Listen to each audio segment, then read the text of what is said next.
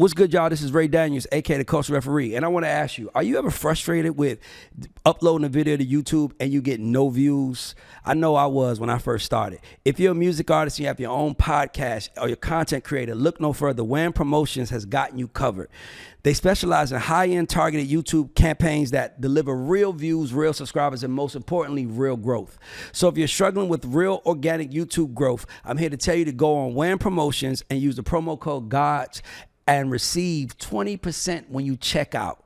Tell them Ray sent you, you got 20% off. Let's go, guys. I'm looking to see you guys on the charts. Let's go.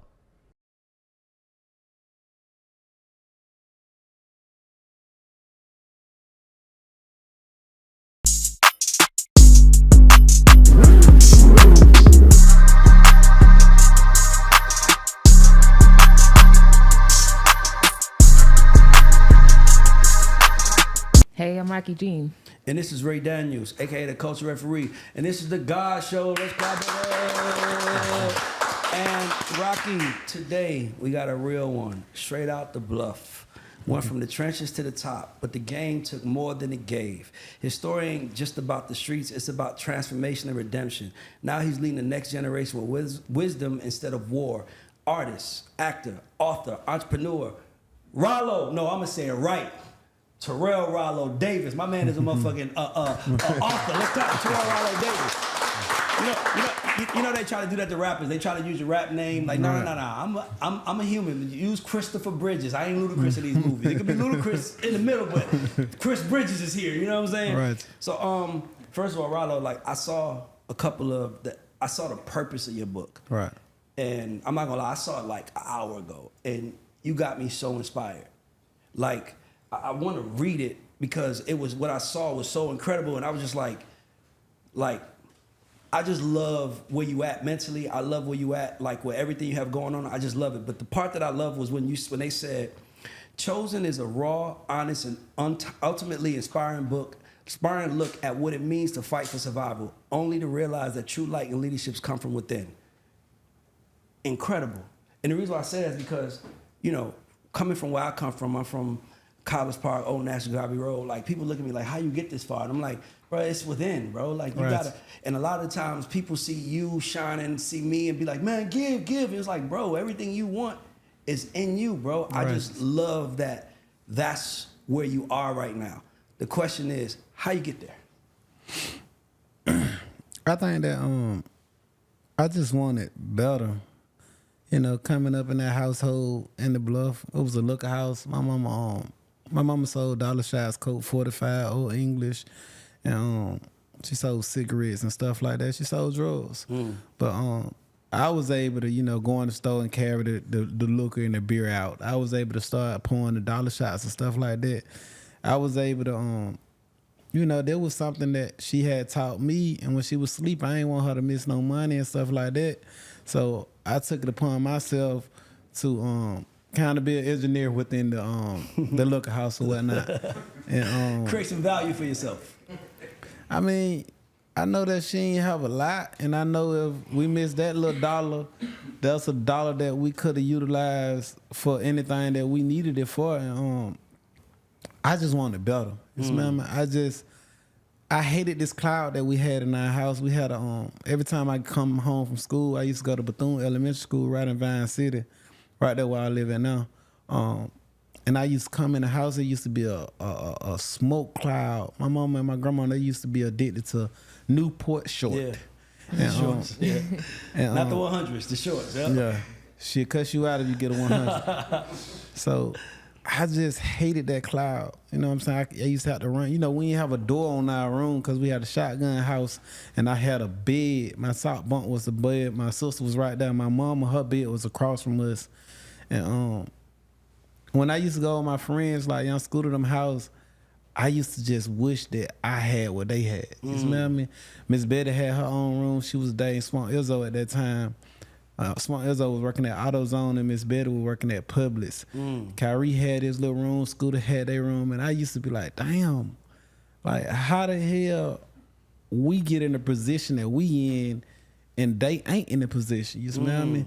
So I just wanted better. And no matter what I have done throughout the journey of life, I always said, I ain't going back to that shit. Yeah. Or I ain't gonna allow my kids to ever go through that. Or I'm gonna do whatever I gotta do that I seen them do. I ain't gonna do what they did. Yeah. You smell me? That you were, so I would classify you as a seeker, right? Like I just learned that word from someone who's like mentoring me, and they're like, you know, when you come from the hood, and they like you got to know that you're different, because that feels like my story. It's like this shit can't be our life, bro. Like and when I see other people live, I'm like, bro, why can't like his dad works like.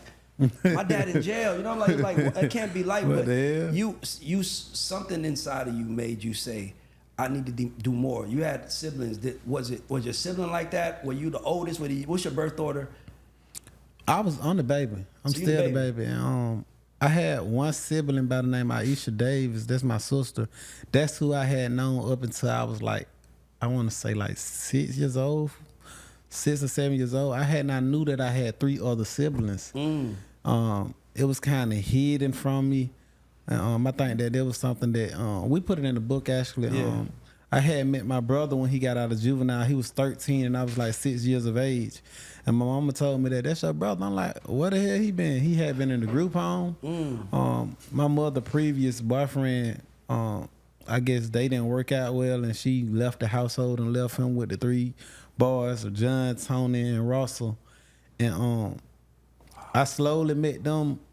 You know, I met one when I was 6. I met one when I was like 8. I met one when I was like, I want to say 12 or 13. And those are my siblings or whatnot. But I had met them a little later in life. I thought it was just me and my sister for a long time. Do you think it would have been different for you if they were there? I was about to ask that. Yeah. Do I think it would have been different from me if they was there? I mean, I can't even... Because what I mean, like if you're the youngest boy, you kind of see yourself as the man of the house. Like you really at 6, 7, you took on a man's responsibility. Like, hey, bro, we not about to live like this. But if you had older brothers, it might have been like they're supposed to do that. I don't, you know what I mean? Like I'm the oldest, so I don't have an older sibling. But my younger brother wanted to be like me. But I'm just wondering, like from you being a baby, like do you think it would have been different if they were there? I really can't say that because still to this day I take care of them, kind of, sort of. You smell me? So to be honest, thank God they wasn't in there because So that was gonna take up more room. Yeah. We had that with 1 bedroom. They had eventually came. Yeah. You know, they eventually came, and now instead of it being my grandma in the living room, my mom in the other bed, and my dad, me and my sister, it's 6 of us in that household, and now we got another 2 more. Yeah. John and Russell had came, so now it's like 8 of us in there, if my math is correct. But 8 of us in a shotgun house, that was like horrible. Yeah. You smell me? It wasn't until my mom started dating a dude by the name of Michael Warner that she was able to subtract herself from the household a bit and go around the corner on Griffin Street. And my brothers was able to utilize her bed. You smell me? So them 2 will go over there. While that was when my mom and my daddy had broken up or whatnot, but that's what happened. So you saying Young Scooter, like you and Young Scooter grew up together? You know, Young Scooter a couple years older than myself. I grew up with his younger brother named Kyrie Broughton. Got you. K Blocker. Him and I went to elementary school together, went to Boys and Girls Club together and stuff like that. Got you. So he started rapping first. Young Scooter? Yeah, who started rapping first out of you and him? Shit, he started rapping way before me. At that time, Swamp Izzo had a studio in back of the house. And I used to hear Swamp Izzo, you know, doing his cuts and shit on mixtapes back then. You know, we had the mixtapes and stuff back then. I had not even thought about rapping. You know what I mean? It wasn't something that I was even inclined to doing. When I got out of prison in 2014, that's when I took on that journey when I seen Young Scooter, because Kyrie, he was in and out of jail or whatnot. And, you know, I had made me some money or whatnot, and Young Scooter started coming around. And he took me to a show, and when he took me to a show, I was like, oh, shit, I can do this. Yeah. So that's how, you know. So seeing that made you say, that's what I'm about to do. I mean, shit, he had this song called I Can Make Cocaine. I tried to sign him at Epic when I was there, because I was A&R Future at the time, and we flew him. I think we flew him up. Orlando was Future's manager. We was trying to sign Scooter at the time.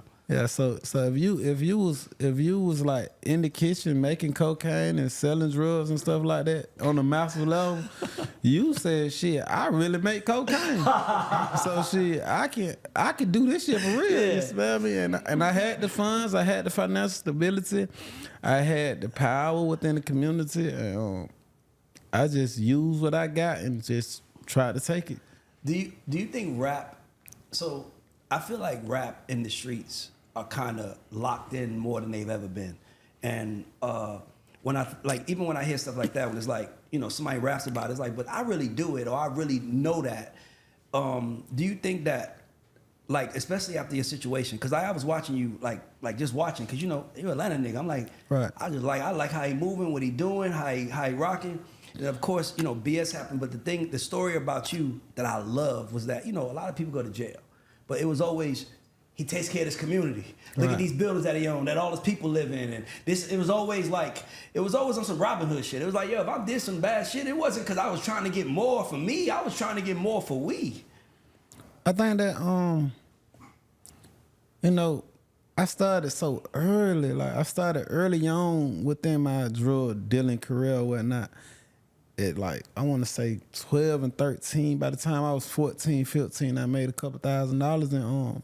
And you got to think about it. All my partners was kids. Like, they was either younger than me or we was the same age, but we in the 7th, 8th grade. So I took on being a father to my friends because I was the only person that had his own apartment at that time. I stayed at 1181 Simpson Road inside some blue apartments. They kind of gray or whatnot. Back then it was, I don't know what the fuck color they painted it now, but back then I took on that responsibility.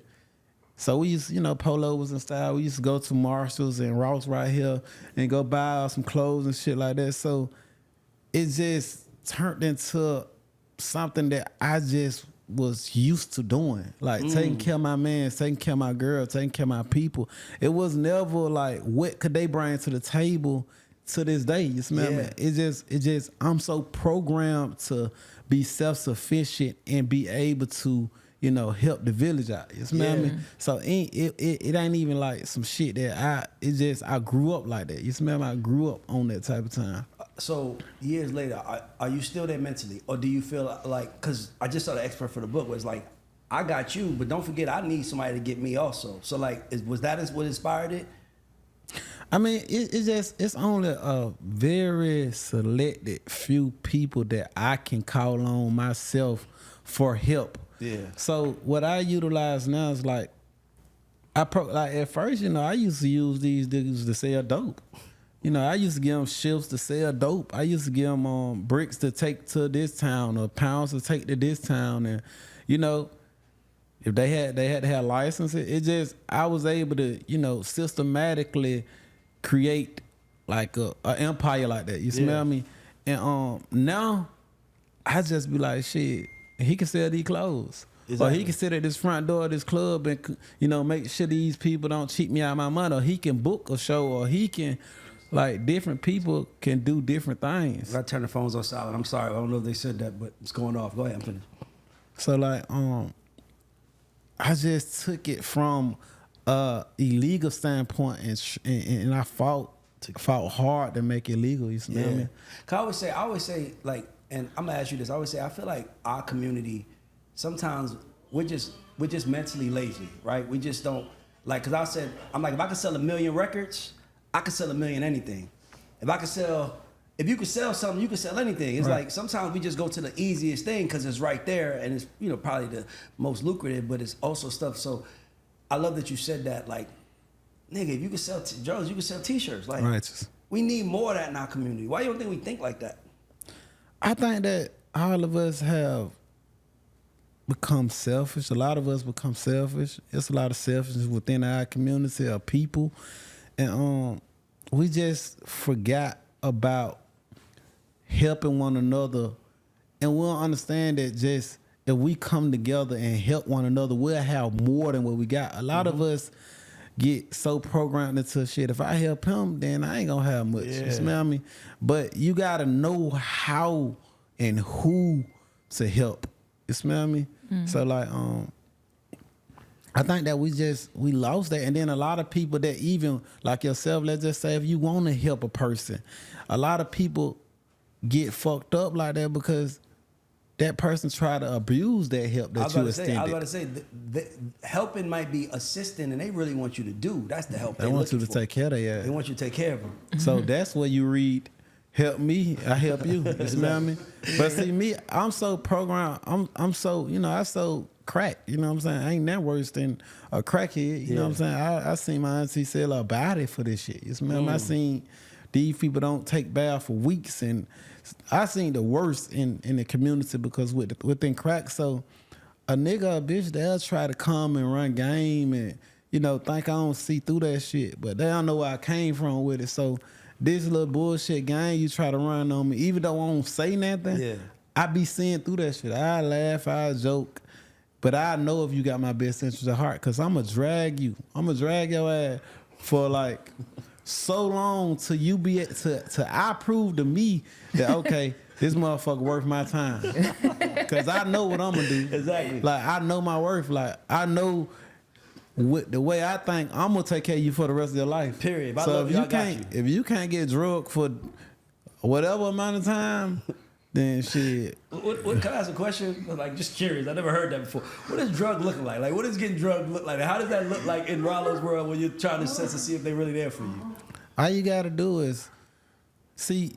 People look at me as a dollar sign. You smell me? So I have, I carry tons of money. I go to clubs. I do Ralo. You smell me?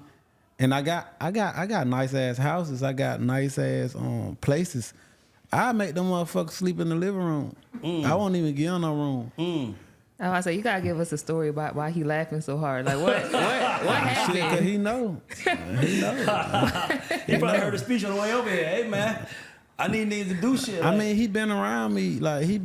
He was one of my co-defendants on my case. You smell me? He was in the old Pakistan before they took them apartments. So like, he been around me since from a long time ago. So like, he know, like, niggas and bitches I always try to come over, give me some pussy or and try to make their way in, and I drag them. You see that shit? Since you 12. I gotta see if we got down. Like, I ain't with temporary shit. I like forever. You smell me? So, that's fire. What's your sign? Aquarius. My birthday tomorrow. Oh, Aquarius. Happy birthday, brother. I love Aquarius. My mom Aquarius. Right. Y'all don't play. I wanted to ask you about that, right? Because you've known your wife like your whole life. Yes, exactly. Yeah. How do you do that? I mean, I think that we programmed ourselves together since we was kids. So the way I move, shit, we kind of raised each other in moving like that. You smell me? So like it just, we able to just, like, if I go to jail, or when I was going to jail, I went to jail 1,000 times. You smell me? I've been going, even at juvenile, I was going to juvenile all the time. So like, she already knew, okay, how to put time on the phone. She already knew a bond company to go to because we done went 10 times. Yeah. She already knew what lawyers to contact. She already knew, where to put the money at and how to pinch off the money so we could survive. Or, I get a couple $100,000 here and there and make sure the money in the account and shit. So like, I think that it just came with us just being in this shit together. You smell me? Ain't nothing better than that. I'm being honest with you. Like, I always say, the realest love is the first one you find. If you found love as kids, nothing can break y'all. We see each other first. Gray hair, the first, everything we see together. Nah, I don't even think that us as men, a lot of time, we don't understand that, and the women don't even understand how much of a power source they are. Because like without her, I don't know, like these bitches would have been ran off with my money. Right. Like you can't trust no bitch. As soon as you get to jail, they be like, well, that was your life. I can't hold my life on. You know what I'm saying? Like, that's why she deserve it. So when you went in, you already knew she gonna be waiting for me as good. Nah, I didn't know that. Oh, she told you? Hell nah, she had to show me. I mean, no like, matter. Did y'all break up? Like, did you have a girlfriend in between? Was it always steady? Every girlfriend I ever had was with her. Got you. If I get a girlfriend, the girlfriend is her girlfriend as well. Like she ours. I love it. I just love it. Don't stop it. I love it. Let me ask you something. I'm gonna say this. 402 Elm Street. When you hear that address, what's the first thing that pops in your head? First memory pops in your head? That goddamn porch. That porch was like the club. Like my mama sit on that porch in her little chair, play her loud music, and every customer come past, we serving them. They sit right there, we talking. You know, that when Juvenile and, you know, the Hot Boys first came out and Mystical them were doing that thing. That when we had real music. Yeah. We had the CEOs like Master P, Birdman. You know, we had good people. You smell me? So it was good vibes. You smell me? So like, that would come to my head. Even though we was poor as shit, we was happy. So, is it true that you had Safe in the Wall and Murphy Doors? By the way, my team does the research, so I'm just asking. I'm like, they gotta ask me if this is true. I'm like, is it true you really had a Safe in the Wall and Murphy Doors? So it was this dude. I don't even know.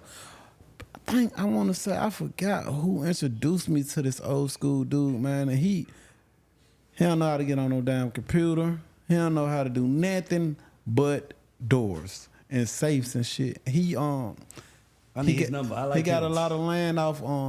He got a lot of land off. If we keep straight down Campbellton, he in the Ben Hill area. He tried to sell me some of the land and shit, but it wasn't no good spot I could sell no dope at, so I ain't bad. But yeah, he has a motherfucker now, but the police ain't gonna be able to get him those. I love it. They ain't gonna get him those. He also said I also heard that you cut Coretta Scott King's lawn. So I ain't even know that was their house. You know, like how is that? Like, cause it's shit right in the bluff. I mean, it's right across the street from the bluff, which is Divine City area. They're a little bit more organized than us. Conservative. Like a lot conservative. Yeah. They cut their grass. Like I go down the street in the bluff, we ain't even got no damn grass to cut because everybody been stepping on it. It's dirt. Yeah. You know, this shit look like Africa. Yeah. Like the old Africa. So like goddamn, I used to take my little lawnmower right up Sunset, and I ain't even know that was her damn door. You know, I ain't knowing. You know, I'm a kid. Yeah. Then before I started selling dope, I just used to knock on the door. I used to ask for $10 to cut that grass. So you didn't even know who house it was? I didn't even know who house it was. Who were you talking to, like the kids? I used to knock on their door. I ain't talking to nobody. I got my damn lawnmower and I walked it up the hill. And you just knocked on the door, so I'm gonna do your lawn $10. Yeah, I said, some people just give me $20 though. Some people just nice give me little tip. So you said that you've been to jail thousands of times. Has that helped you or hurt you? I don't think jail help people. I think that shit like fuck you up in the head because it also help you with criminality. Like it don't do nothing but enhance your way of doing it in a different way when you get out. Because you learn from other people? It's a network. Type vibe? Yeah. Like a nigga taught me how to re-rock and I became a millionaire off re-rocking. What's re-rocking? I'm sorry. I don't know what that is. I'm like, you know what that is, Alex? Okay, you know what it is. I don't know what it is. So the key to how I got rich in this shit, because back in the days, anytime a person seen a rock of something, with if it was heroin or cocaine, or they like, oh, this shit, it ain't been cut. Yeah. They don't know all you gotta do is re-rock this motherfucker up. You smell me?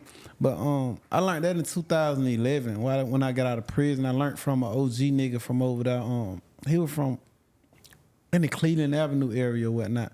And at that time, we were beefing with Young Thug and Rock Crew and them, so that was dangerous territory for me to even go on. Yeah. But he told me the shit while I was in jail, and when I got out, I tried the shit, and it actually worked. So it helped you. You talking about jail don't help you, but you just said it made you a millionaire. That sounds like help to me. It helped him go deeper into some shit that he didn't want to be in. Like, he trying to get away from that. It just makes me worse. I wouldn't say I was ever trying to get away with it. This is my first time ever coming out of jail saying I ain't doing that shit no more. Never, ever, ever in my whole life of going to jail did I ever say I'm finna stop. That's it. Never. What was it about this time compared to the other times that made you say, that's it? I think that people in this audience or these people that's looking at it in the comments or whatever they say, everybody actually think they know, but you won't know the feds until you go in there. And some people actually go in there with a charge like 922G, which is a gun, and they went fed and they think, okay, I went to the feds, or I went to the pen, or, you know, they don't understand when you getting them enhancements, them 4 points for kingpin leadership role. I'm like, what the fuck is kingpin? So what's that 4 points? I'm like, I don't know nothing about this. You telling us now. What does that mean? And that's the key, because you good to say you don't know, right? Yeah. A lot of these motherfuckers just say, I know.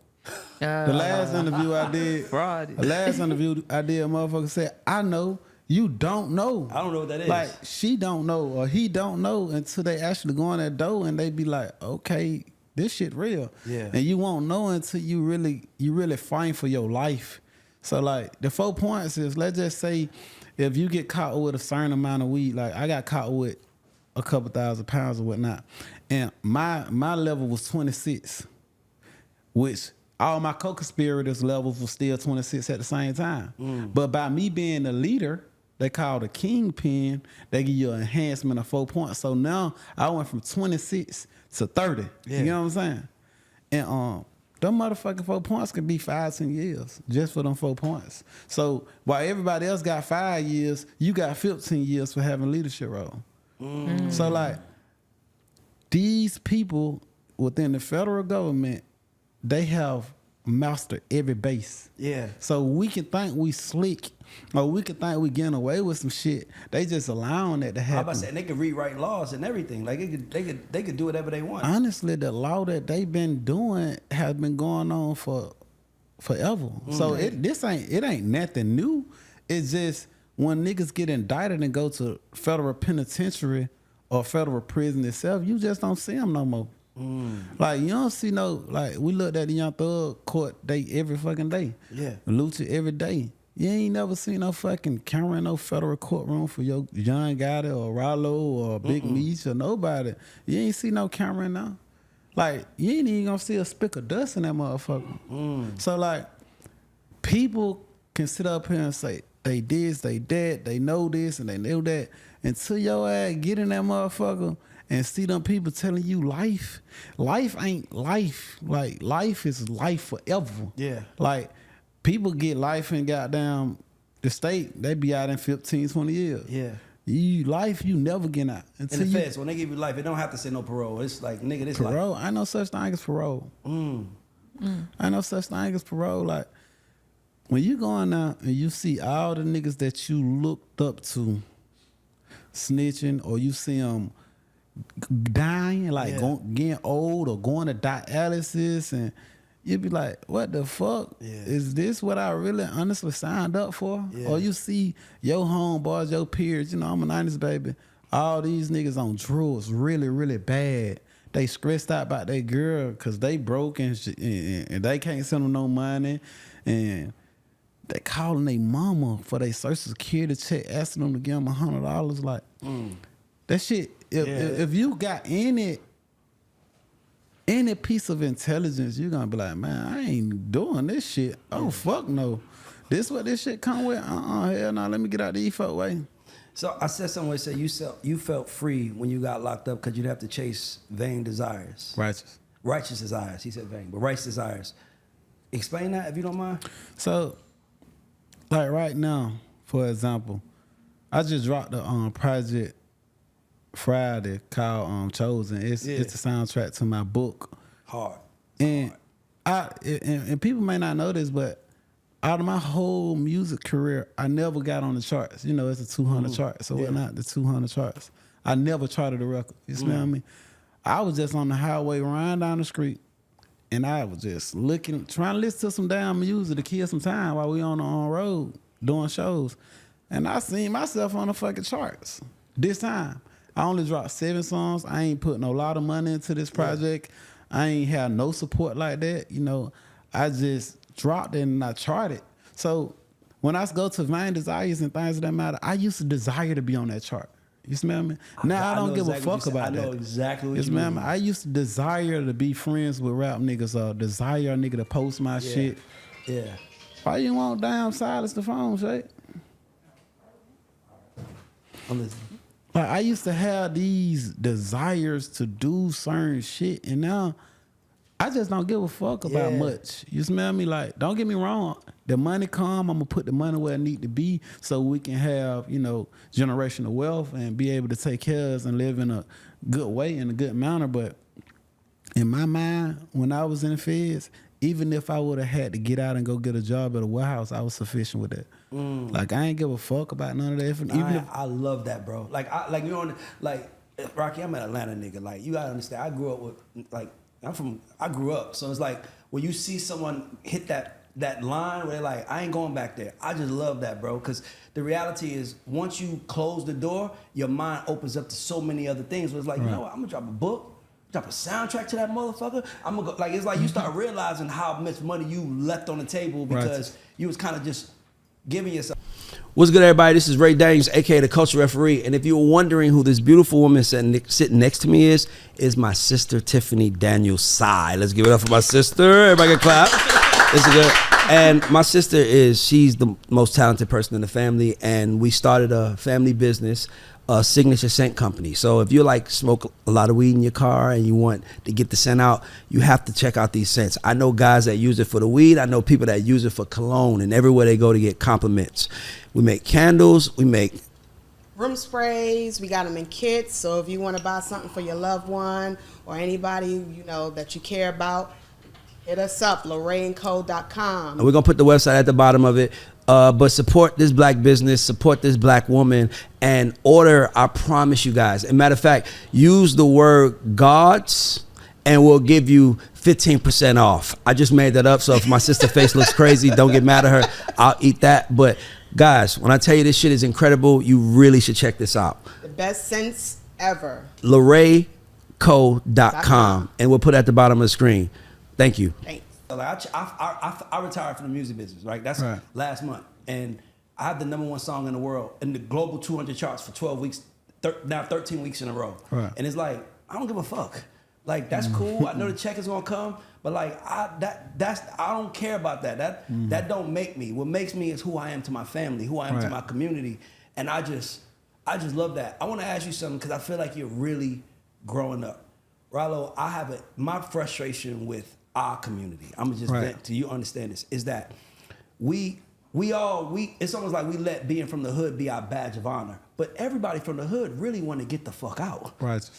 So it's like we allowed the streets and music. Like music was our way out, and then it started getting mixed up with the streets. That's why we had indictments going on and everything. And then I get so tired of hearing everybody talking about this one got paperwork, this, and it's like we sound crazy to me, my nigga. If I'm being honest with you, because it's like. It's almost like we want you to go to jail and say, man, Ralo did fucking 75 years. He's the realest nigga ever. Yeah, but who's raising his kids and his grandkids? Right? He real to y'all, but y'all, who's raising his kids and his grandkids? Who's teaching his family what life's about? Who's teaching his family how to go further? Like, we don't have that. So seeing you I just want to tell you, I appreciate that. Number one, I understand the book and everything. But what would you say about, like, to me, I feel like we spend too much time worrying about, I want to say the word snitching, because snitching ain't the word I'm looking for. But like, I'm going to say niggas paperwork. Right? So it's like, paperwork. It's like, I ain't never heard niggas, like, where you get the fucking paperwork from? Like, everybody said, you got the paperwork. And I'm like, if it's paperwork and it's real, then it should never be no problem. But it's like, no, I got the paperwork. No, that's fake. Nigga, I can make a paper right now saying that I'm a convicted felon. All I got to do is put my name on somebody else's shit, and now here go paperwork saying I did all that stuff. Right. So it's like, I feel like we get caught up in that so much that we're forgetting what we're really here to do as men for our communities. I'm really speaking as a man. I think that, see, what I have learned throughout going to prison and stuff like that, I'm a Muslim or whatnot, and I claim ox shit, pop shit, and I raised the badge of Islam on a high level in my community. So I even went as far as building a masjid, and that's like the biggest thing you can do as a Muslim. And when I got down the road, and we start studying upon different scholars. You know what I'm saying? It's different scholars within our religion that we listen to. Just like the people at the church, they listen to their pastor. Yeah. We have different honorable brothers that we seek advice and seek counsel for in regards to our religion and how we supposed to practice our religion and how we supposed to pray and how we supposed to, handle things within our household, whether it's counseling with our wives or anything that we got going on. And when I went in now and I say, okay, if you steal, you're supposed to get your hands cut off. We know that's in the Quran. Yeah. We think that if you steal, you're supposed to get your hand cut off. In certain countries, they do that, right? Yeah. So that's a punishment that the Quran says that you aren't supposed to do. Don't steal, nigga. That's frowned upon. Yes. Or, you know, men don't fuck men. Yeah. That's frowned upon. You smell me? But I think that we have forgot, or I didn't even know that the person that sells drugs within the community, the punishment to that person is death. So it's like a lot of us take pieces of things and make this shit out of, and like the shit that we like, and don't even consider the things that, like, nigga wasn't supposed to sell no dope. Yeah. You smell me? Like, what is right about that? Like, when I'm in the feds, right, and you know they give you 4 points for leadership role and kingpin role, which put me at a 30, and you get 3 points off if you accept responsibility for your actions. So that took me down to a 27 or whatnot, and I'm like, damn, I need the motherfucking 3 points. 3 points a month, right? I wish I was at 26, so I go Exactly. down to 23 or whatnot. So I goddamn get less of time. And just going in the courtroom and seeing the structure, and like I had a judge by the name of Judge Brown, like he was like, the government kept pushing that I'm this kingpin, drug dealer, and things that matter. This motherfucker actually seen some good in me. I don't know how, but he seen some good in me. Like, he really studied my life. So when niggas was going in there snitching, saying Ralo about him this and did that and that, he actually looked at me like, this dude did good for his people. Yeah. So in my head, I'm like, how could a motherfucker from that part of the game look at me in a pleased way? Like, I ain't did shit to help y'all. Like, everything I have done in my life been against this goddamn government. You get what I'm saying? Yeah. So I said in that motherfucker, and I was thinking like, God damn, like, they frown upon, like, drugs really fuck up communities. Yeah. Until you stop selling the dope, you will never understand it. Yeah. You smell me? You will never understand that some of these women coming to your house getting a 3-5 just to fuck this somebody's daughter. Yeah. You know what I'm saying? Like, I love my fucking daughter. Yeah. I ain't ready for that. Me neither. You smell me? And we just like we so sick and fucked up mentally to the point where the shit that we think is solid just ain't solid for our people. It's only one thing that, if I could look at every rapper that went to jail, it was only one difference. As you're speaking, I'm like, what could a judge have seen? And the only thing that popped in my head as you were speaking is that you're the only rapper that was in that situation, and while you was in that situation, you always surrendered to God. Right. You know what I'm trying to say? Like, a nigga say, God, get me out of here, but it felt like you were like I'm at one with my God now. I know what I need to be doing, and I'm gonna come. And to me, it's like, who can make it? Who can put something in someone else's heart to see good in you besides God, right? It's like God saw you, was like, oh, okay, I think he ready, and the judge, and because even after you was talking, I'm like, dog, nobody else gets out and be like, man, I'm just trying to do what God want me to do for my family. Everybody gets out and be like, I'm trying to get this money. They more trying to keep up their reputation. I ain't that. And instead of focusing on like what I am, like, dog, I don't care what anybody puts on my name. I know who I am. I know what I'm here for. And the people that matter to me are my family and my team and the people who believe in me. If you ain't that person, I ain't doing it for you anyway. So you can say whatever you want about me. But I wanted to ask you a question, because you got locked up at your peak. Like I remember just, I'm from, I got a little Atlanta nigga signing me. Everybody send me Ralo on a private jet. This nigga, he just went from the club to a private jet. I want this. You got locked up on your peak, right? You were like at the highest moment of your music career and everything. Right. And what was your mind state? Like, were you in jail? Like, were you thinking like, I got to get out to get some more money? Or were you thinking like, I got to get out and change?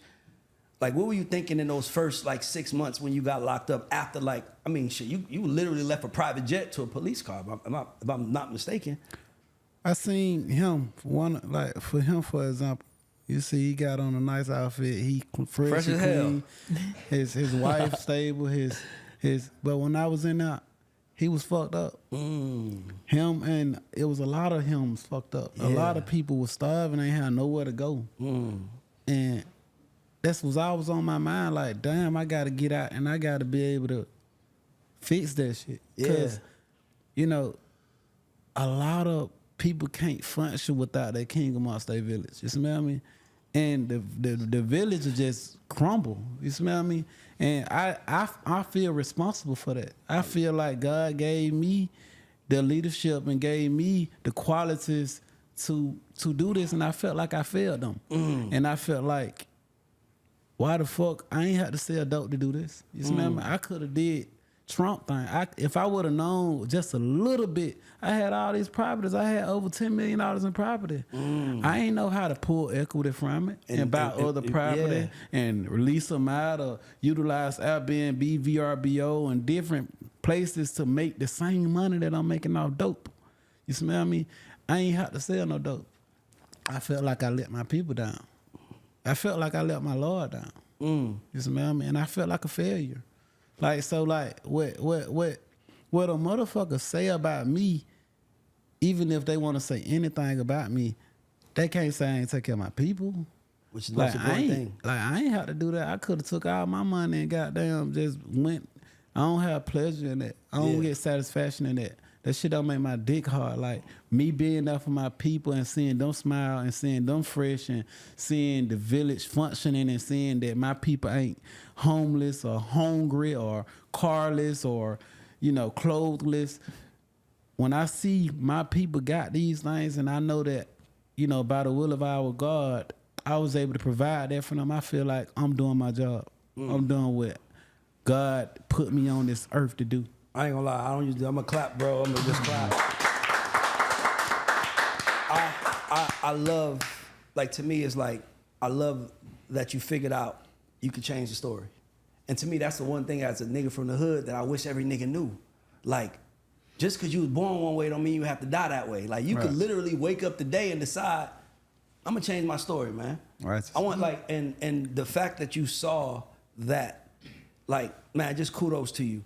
How did you you say you felt like a failure, like how did you overcome that? Because a lot of people will go into depression, they'll take it out on their wife or their kids. Like how did you get through that?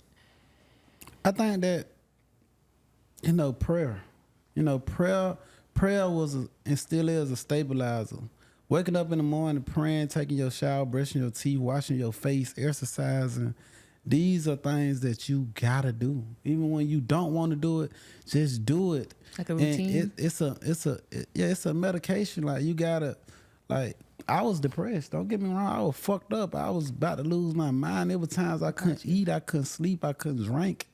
And especially when niggas put rat allegations and things of that matter on me, I was fucked up in my head. So like, especially when you ain't do it, like, if I would have did it, I would have been goddamn out of jail and I ain't had to do none of this shit, you smell me? But like, that shit had me fucked up, but I turned that shit into fuel to my fire. Okay, you on this bullshit and you putting this out there, I'm gonna make sure I go ahead and succeed for that. Cause the only revenge that I ever seen in life was success. I ain't gotta sell no dope and I still got more money than all these niggas. I ain't gotta have no hit record and these niggas calling me for favors. You smell me? I own my whole block. They can't say that. You smell me? And that ain't nothing to pull my dick out and piss on them, but I'm just telling you, like, obviously it's something you doing wrong. Yeah. You smell me? You wrong. And it gotta be something I'm doing right. And I ain't saying that to shit on you. I'm saying that, motherfucker, you gotta change something within you. Because it seems like no matter what you do, it ain't stopping me. Cause you trying to stop me. Yeah. You doing everything. The last interview I came into, they edited the whole motherfucking interview. See how you looking crazy? They made sure at certain aspects of the interview, you wasn't smiling. Yeah. They made sure they had certain plans and shit. And I ain't saying it was the people that sat on the sofa. It might be the network. I don't know who to blame for this, but it wasn't right. You smell me? Like, I don't even know about, like, to be honest with you, I don't even try to get into people's business, like, to hear the allegations or whatever. So I don't even know nothing about that. Like, so for me, you know, like, my question to you is, how about this? I want to tell you something I'm going to tell you a story real quick so I understand. My best friend passes away. We became best friends as adults. No, it was 2013, but I appreciate that. He passed away. And, you know, we met as adults, right? We remember we was like 17. So when you meet a friend that's 17, you don't know their mama. You know what I'm saying? Like, I got friends that's 12 that they mama like my mama. But if I met you at 18, nigga, we don't got to know each other mama. We grown. Correct. So we became best friends. Then he passed away. And you know, at his funeral, I was like, look, and he was in the music business with me. And I told his mom in front of everybody, I was like, look, I'm letting you know, anything that comes to him goes to you, right? And I meant that shit. And you know, it was like, I was like almost like the keynote speaker at his funeral. It was like, I'm gonna speak. And then a friend of mine, a partner of mine, a hater, called his mom and was like, yo, you know, Ray got some, you know, he got some Rihanna records coming out through Ray. And I'm like, what? So now I'm on the phone with his mother and I'm like, hey, Mrs. Such and Such, you know, like, I don't know why they telling you that. I don't know who's lying, Ray. I just want what's best for me. And at that moment, I cut everybody off. That shit gotta be buying. Nigga, I know my heart. I know I'm at one with God. And I know ain't nobody gonna make me the bad guy in the story because it's convenient for you or it's entertaining for you. Right. And that was just how I felt. It's like, I'm a Virgo. I feel like if I know what it is, the minute I know you against me, nigga, I'm going over here. I don't even want to entertain it because all you want to do is make me look bad. Right. So my question to you is, why do you think people would try to put that on your name? Do you, like, to me, that's the real question. It's not them saying it. It's like, you know the truth and you at one with God and God knows the truth. So when someone says it, it's like, I really be looking at them like, what the fuck is wrong with y'all? Like, why do you feel the need to put a story on me that you don't know to be a fact? I think that once a person lie or even they gotta keep lying. They gotta keep lying. Like, so I gotta make sure this shit stay alive. This shit, like, you gotta believe this motherfucker. You know what I mean? It don't matter, like, oh, well, okay, on page 12 it say that I didn't do it. Well, but on page 8, well, 8 come before 12. So, you know, when we finish up this motherfucking book, we'll know. I'm like, in the movie, I'm a bad guy, but you ain't let the movie end, right? Yeah, you ain't got to the end of the movie. I seen when I read a book, a nigga damn, this nigga gay. But at the end of the goddamn book, he a whole silent killer. Yeah. You smell me? So, like, I think that motherfuckers, oh, we don't care nothing about that. What about this page? Well, let's read the whole motherfucking book. Yeah. You get what I'm saying? Just like you looking at the book of this cover. Shit, I got on zero now. You ain't know at the first beginning of this motherfucker, man, my mama had a $250 house every month. We were poor and broke. You smell me? So, like, I think that all of us, we just, whenever somebody trying to put a monkey on your back, they gonna do whatever to put that bitch on now. Even if they gotta hold you down. And I'm gonna tell you something, bro. When you at your purest form, when you at your clearest stage in life, where you know who you are, what you're supposed to be, what you were put here to do, Right. the devil gonna show up somehow. Correct. And to me, that's the part that it's like we say it, but we don't. Nobody ever admit, nigga, you're the devil, nigga. Like, you're the demon. It's like, you don't even look at my story. Like, you don't even see it. You know what I'm saying? So it's like, to me, that's how I look at it. Like, when you hustling and you doing right, and especially when you are the chosen one, at least, because chosen is how we define ourselves. Right. I feel like I'm the chosen one. You can feel like you're the chosen one, but I know I am, so I'm living on it. So when you live in that chosen one energy, it becomes like, it almost like they need to taint it. Exactly. Because I'm being honest with you, if you came out on some like, man, I'm back in the streets, what's up? I get it. You want to kill, but like, dog, I'm over here. Let me tell you something. My life changed in the Bluff. I never told the story on camera before. I got robbed in the Bluff when I was a young nigga. And you know what? I was at one with God that day. And I remember I started selling weed and I told God, I said, God, I'm only doing this to get through. I'm not trying to get over. I'm gonna get over in music. And, you know, God was like, okay, if you sure. And, you know, Ralo niggas, you forget. I ain't never smoked before at this time. Like, I ain't started smoking until like a year ago. Right. So you don't really know how weed is popular, right? I got nigga Ralo. I got bricks of weed in my motherfucking closet and people are just pitching it off. And I'm like, oh, I don't give a fuck. I don't smoke. So I got robbed. And I remember right before it happened, I remember talking to God. Because, you know, before I go into anything, I'm talking to God. And I remember I was like, I'm just trying to get this money. And he said, that's not what you started for. You started to survive. Right. And then 3 minutes later, I had a gun in my head. 3 minutes later, and it was like at that moment, that was God revelation. Was like, yes, brother. And I was in the Bluff. And God, I didn't even know what the Bluff was. Nigga, I didn't know what the Bluff. You know, I heard about it, but I didn't realize it was that close. I didn't realize it was that close to Spelman and Clark. Like, I'm like, oh nigga, we just right here. Like, I felt like it was deep. It felt like it was on Bankhead, deep in Bankhead. I didn't realize it was right there by the Chick-fil-A, by MLK. And I'm like, nigga, so I'm in the Bluff. Got a gun in my head. I got a gun in my head. I go under the. try to fight and trying to get, hey dog, take the weed, I don't even smoke. Nigga, pull, papa. Nigga, I jump out the car, I hide in the house. I hid in the house. It probably was your house. I don't know how I was in. But Ralo, I hid in the house for 2 hours. Right. Because I thought these guys were gonna kill me, and I thought they killed my partners that I was with. And I remember that 2 hours, I guess that's what prison feels like. Right. Because, and I only did 2 hours, but God was like, you see where you at? Look where you at doing it your way. Mm-hmm. You know you can do this music thing. Fucking do it. I promise. Hey, I was, hey bro, I'm out. I called that niggas like, no, you got the plug. Hey, nigga, fuck a plug. I don't know this. I'm not doing that. Nigga, I don't give a fuck. Cause I'm really like, nigga, all I'm thinking to myself is somebody gonna call my mom in the morning and tell I was murdered. Over some fucking, over some weed? Nigga, like, I wish nigga, I would have thought like that. Nigga, that's what I'm saying. But that's what I'm saying. It takes that one moment. And for me, at that moment, and I left. And when I left, I knew I was gonna make it. Cause I knew no matter what, and by the way, it was a lot more to the story. It was some people that I was cool with. These people wound up blowing up, and I'm passing out flyers. Ralo, nigga, humble as ever, passing out flyers. I'm seeing the same niggas that set me up walking into the club with hundreds of bitches. Hey, nigga, that's between them and God. Nigga, Ralo, I ain't lying to you. I'm passing out flyers, nigga, cause I already told him I ain't going back. Right. I already told him I'm never going back, and I didn't. And I wound up getting here, and I wound up getting everything I dreamt of because I was at one with God. So that's why when a man says what he is, you gotta believe him at that. If a man decided to change, we gotta allow that man to change and grow, because you rather that man and his ideologies raise your kids than yours. Right. No nigga, every nigga that's a wolf doesn't want his kid to be a wolf unless he's just a fucked up wolf. Okay. You a fucked up wolf if you know what it's like and you put your kids in that same thing. Or nigga, you ain't even that kind of guy to me, but I say that because I have no idea about nothing. Like I don't know no interview. I don't care about that. My only thing is I judge a man based on who he showed me he is when he looked me in my eye, and he showed me that because that's all I can judge. And for me, it's like we don't have that in our community. At all. We don't trust each other. We like to turn against each other. I hate that, bro, because that's why you only get wealth from concentration. Wealth comes from concentration. Wealth comes from people saying, okay, let's put it all to the side. I know you got that. I know you got that. I know everybody got something, but let's all concentrate on this. And this will be the biggest thing that we ever did. And that's how you get Disney's and you get fucking Netflix. And this is concentration. So for me, it's like, that's what we need to do as black men, but we hard to because you always got a distraction.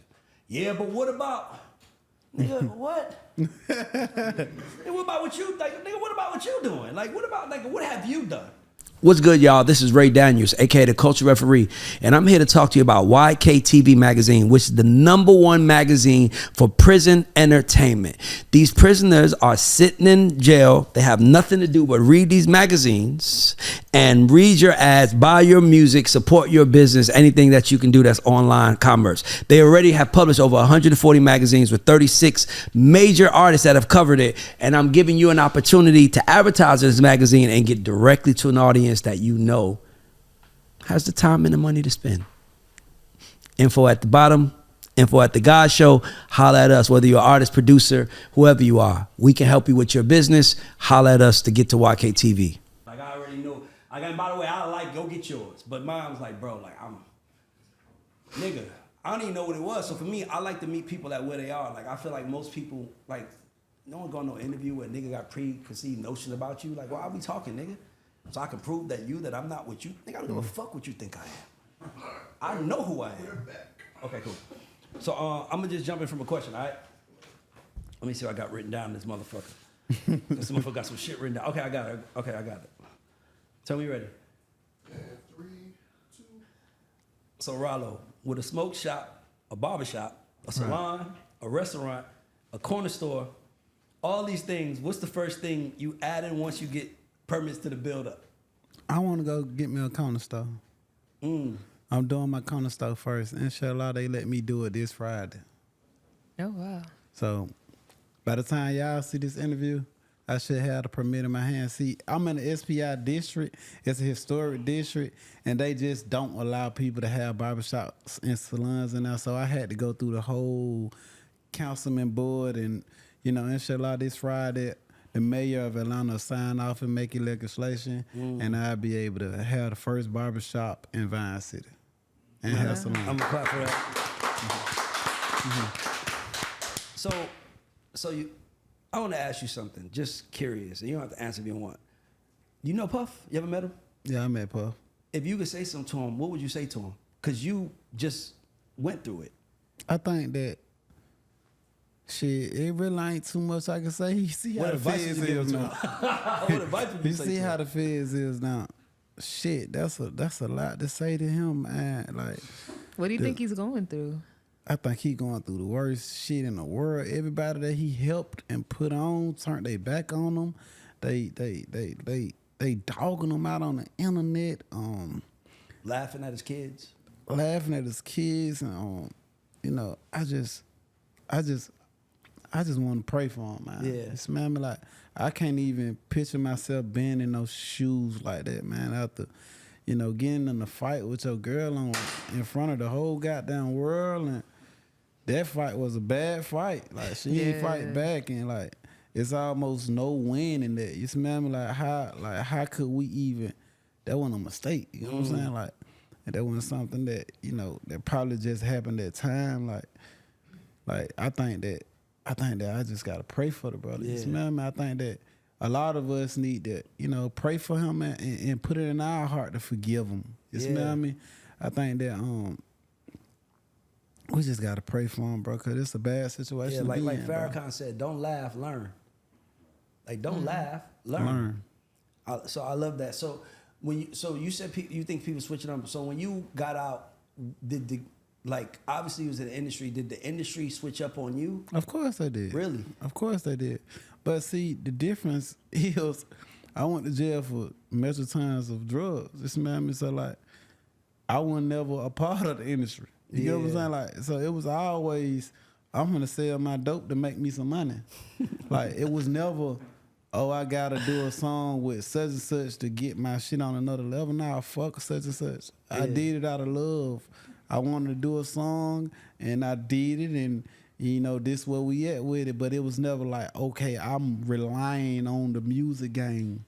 It just wasn't making sense for me. Yeah. It just was something that I can never even put in. I can't even instill that in me, nor could I ever even plant that seed still to this day. And I done made millions off the rap game, you know, since I've been out of jail. But however, I was never relying on the industry. So even if the industry was to switch up on me, like, it was like, shit, what's a God to an atheist?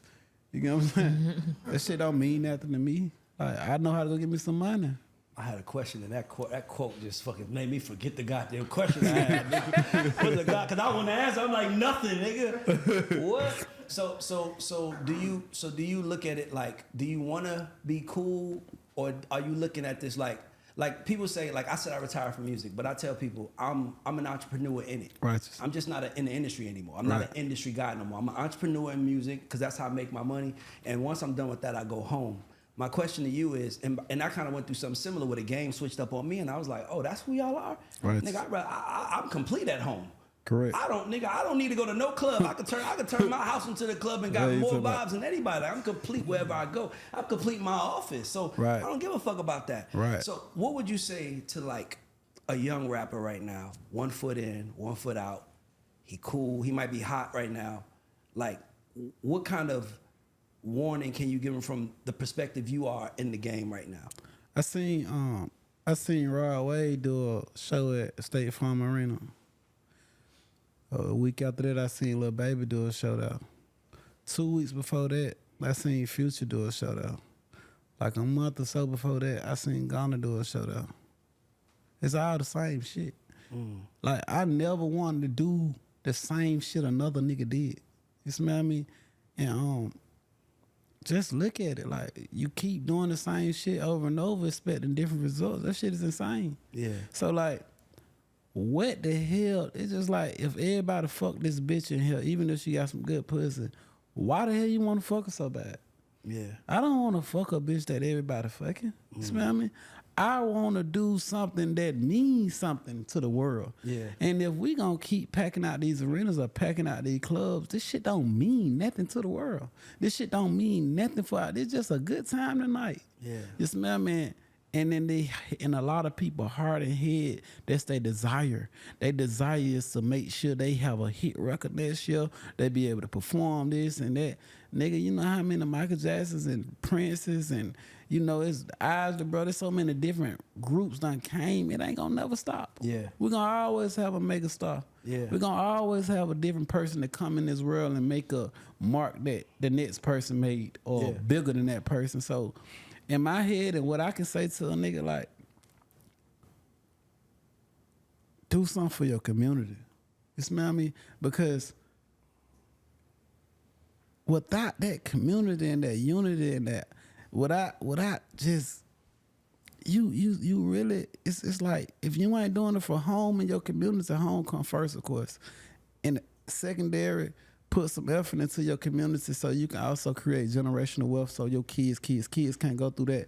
But if you don't do that, and if you still going in these clubs and you still going on these stages, then you worthless. You smell me? Like, make a positive change in some kind of way. Like, give a motherfucker a job. Like, help create jobs within our community, not put a goddamn a phantom in front of the goddamn, like, nah, motherfucker, we need jobs, we need help, we need structure, we need fucking food, we need chickens, we need a damn ranch so we can grow some food, we need to learn how to work a chicken plant, we need to learn how to do shit, like, we need shit to happen because ain't no telling what's gonna happen. Yeah. Yeah, so just curious, like do you have relationships with them or you don't even want to deal with them?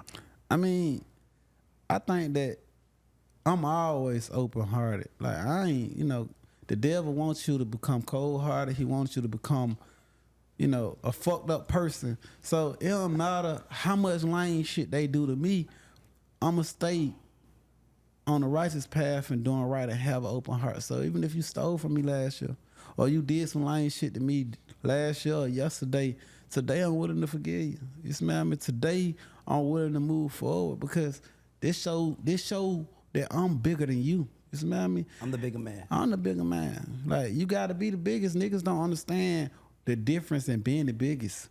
Like, it ain't he who can wrestle good in a fit of rage. This is who can control himself.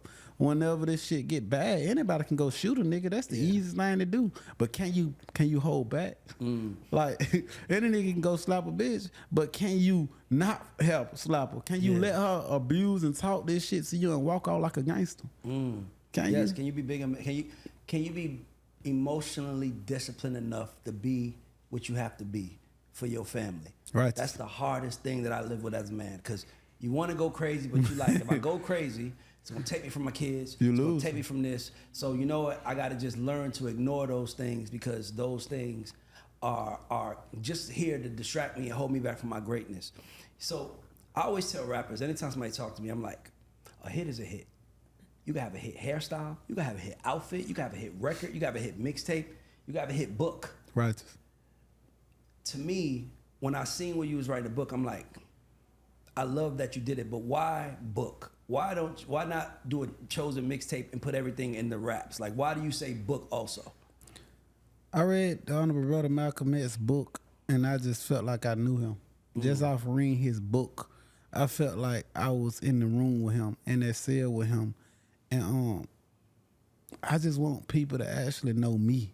And not know the nigga that was on the jet with the millions or the nigga with a AP on or a nigga with a Maybach. I want niggas to actually know me as a person. And at first I felt like I wasn't worthy enough to even tell my story because I just felt like I was a regular dope boy from around the way.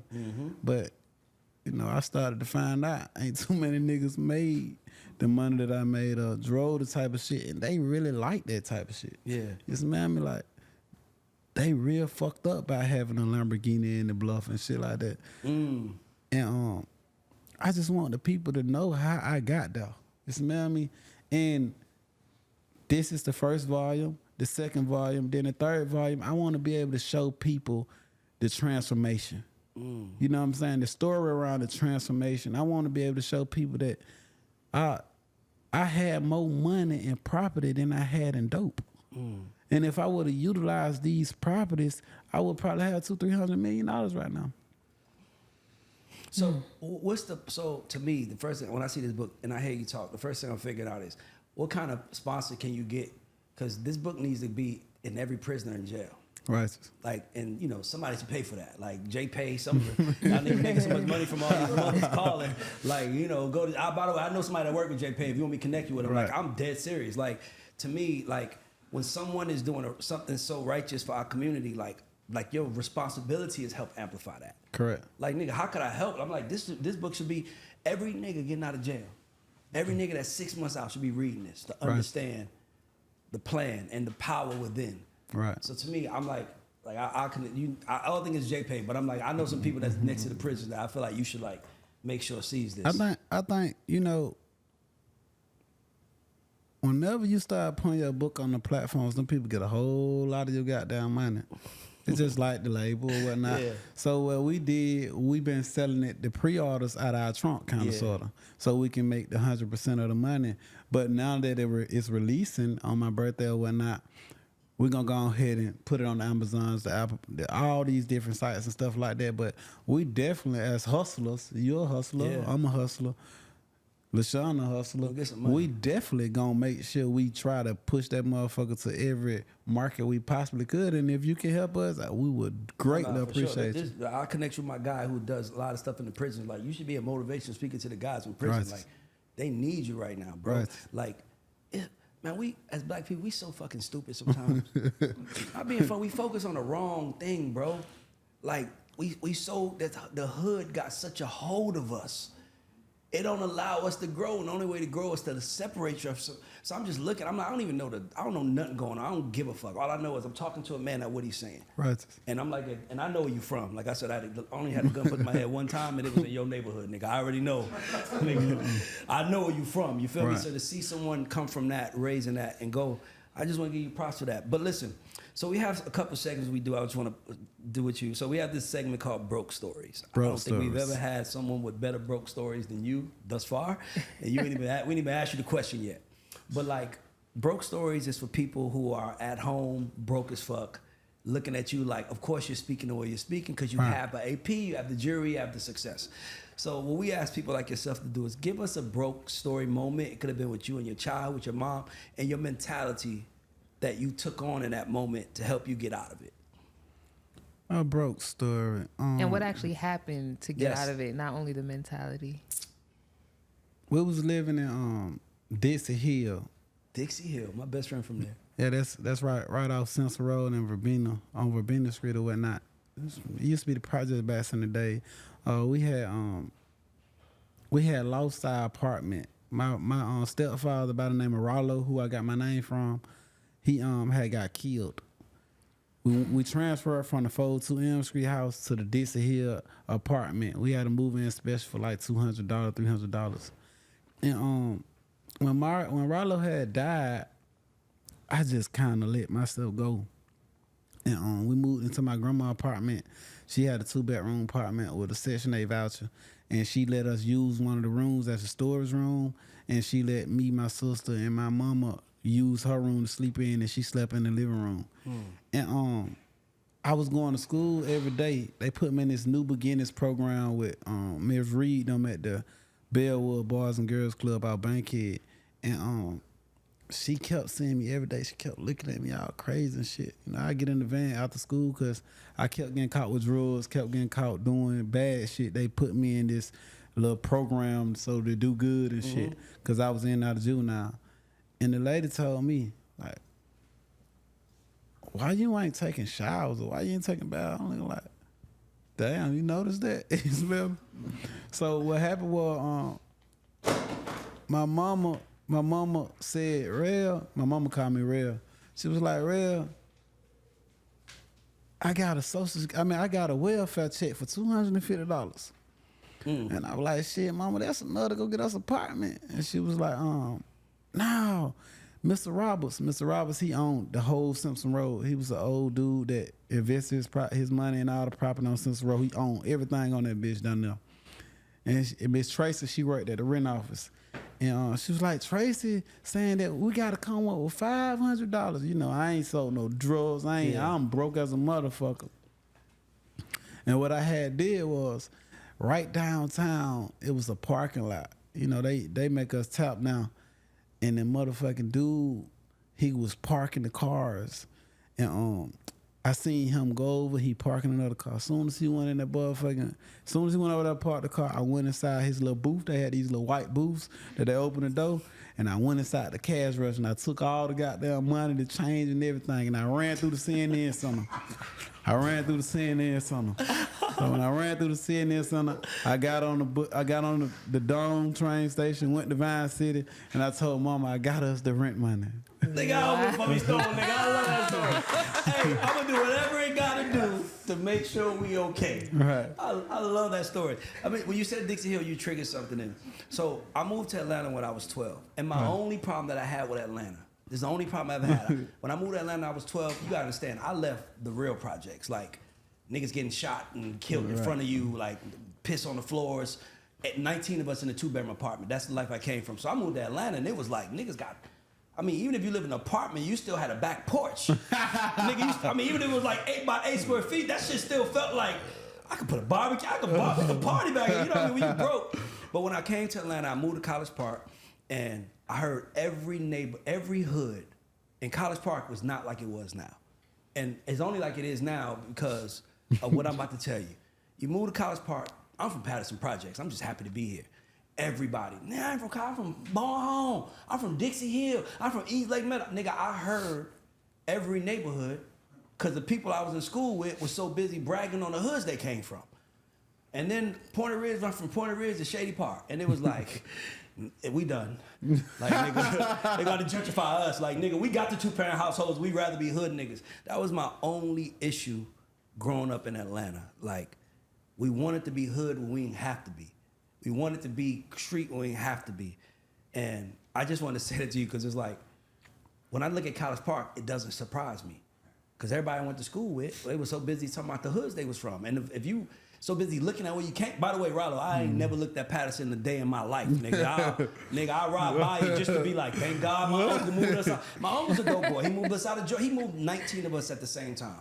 He could have left him and his wife, him and his girl and his kids, but he moved all of us. That's why I could understand, like, hey, nigga, it might seem bad to y'all, but sometimes you gotta do bad for good, bro. Right. And I come from that, and I'm a millionaire because of that. That's why I still love my uncle the same. Cause I'm like, man, if it weren't for my Uncle Derek, shit, nigga, nigga, I'd be in Patterson. Nigga, I'd be Shout out to Derek, man. Shout out to my uncle, man. But so we have this thing we do called credit check, right? And we don't like giving flowers on this show. Everybody said, give him his flowers. Just give him his credit. Right. Because I can leverage credit. I can't leverage flowers. I can't do nothing with that but admire them. So we ask people like yourself to give us 2 to 3 unsung heroes in the Ralo story that you feel like just deserve some credit for with the contribution they made to who you are today. Damn. I want to give a shout out to Percy Finley. He did. And he was a great brother. He was like a father figure in my life. And he made sure I was great. He made sure I was great. I want to give a shout out to Tweezy, Twat. He's my wife's father. You know what I'm saying? At first, when I first met him, I want to hear about that relationship. I got his daughter pregnant. He went in that shit. He cut a rug. And I want to shout out to him because he been a very good stable. Like when I was in jail and my daughter wanted shoes or wanted to buy some stuff on her, them little games, Candy Crush and all of those shit and Roblox, he cash out just those little things mean the world. And QCP.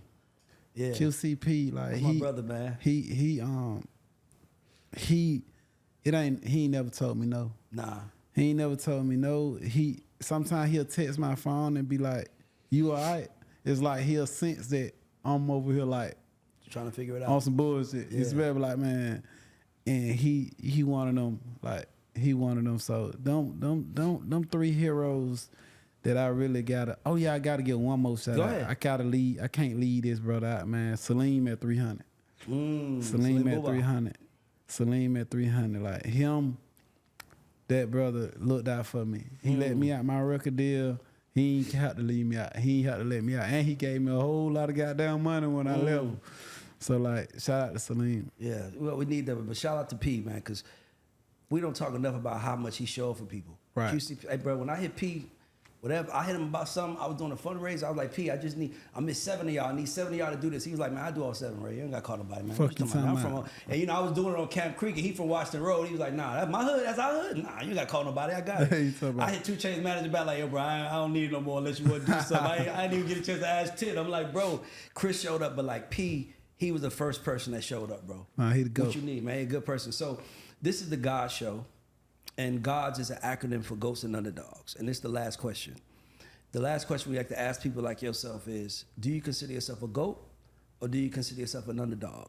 If you consider yourself an underdog, what would you like to accomplish for you to feel like, I'm the GOAT now? I feel I know everybody in the comments, they're gonna say you the GOAT. They say that shit all the time. But I feel like I'm an underdog. And I feel like until I finish up this playoffs and put these 12 units on top of that playoffs and be able to give my people jobs and being able to stabilize their lives, then I ain't a GOAT until I complete that mission. Well, I'm gonna be honest with you, bro. When they hit me, they was like, you wanna do Artist Spotlight or GAUDs Show? I'm like, I'm not doing Artist Spotlight. I don't wanna talk about music with this nigga. This nigga done did more shit. We don't let people sit on this couch unless we feel like they have GOAT status. So you are a GOAT, my bro. Let's clap for that. Bro, let me explain something to you, bro. Let me explain something to you. All a man can do for his community is try to lead them and teach them. Right. And this is that kind of work. I appreciate it. Like, this is my version of that. But I'm working on my book too, but this is what it's about. I don't know nothing about nothing. All I can hold a man is who he is. Bro, I want to see you win, bro. I want to see you win because this is a redemption story. And you at one with God right now, and it's like, why wouldn't you want that person to win? Think about it. Why would you want the nigga that's like, fuck these bitches, fuck these niggas, fuck everybody, I'm here to get money? Why are you cheering for him? When somebody else is like, bro, I want to show my community. Like, no one has ever answered that question that way. Man, until I get these people these jobs and these 12 stores open, everybody working, not when I go platinum, not when I sell 2 million. Like, think about it. Like, it wasn't about you. It's about others. And if more of our people made it about each other rather than themselves, the black community will fucking flourish like never before. Because we're the coolest, we're the smartest, we're the funniest, we're everything. But the problem is we don't trust each other. Right. And I'm just here to tell you, I'm taking you like, bro, I fuck with you, and I'm this. And I want to celebrate the book Chosen by Terrell Ralo Davis. This is the GAUDs Show. Let's make some noise for Ralo. Hey, bro, you're welcome here anytime to promote anything you're doing. My Mi Casa, Su Casa, I just love the energy. And anything I could do to help, nigga, and I'm saying it on record so you can use it against me, nigga. And my word is all I got. You got, if I can help, nigga, count me in to help. I'm going to connect with my guy and tell him about this book and see if it's something he would do. But, like, we got to help each other, bro. And more people act like this, think about how far we'll go. Economically, spiritually, like family, like all of those things would flourish if we just stop focusing on the stupid shit we was taught as kids. We don't believe none of the shit we was taught. We don't believe none of the shit we was taught. Social media just made us more kids. It's like social media reminded me that you didn't grow past high school. Like, I still see niggas in high school trying to fuck girls from the left. I'm like, you still? I mean, I'm wrong, Ralo. When I was in my 20s, of course I'm trying to hit that. I'm still, but you still trying to fuck a girl from, like, bro, you ain't grown up yet. You ain't seen enough life. I'm so far removed from that I can't even imagine thinking about a girl from when I was 15. That means your life ain't complete. So, man, this is Ralo. This is the GAUDs Show. We out. Like, share, subscribe, and support this brother. The book Chosen. It'll be out by the time this interview comes out. Let's get it.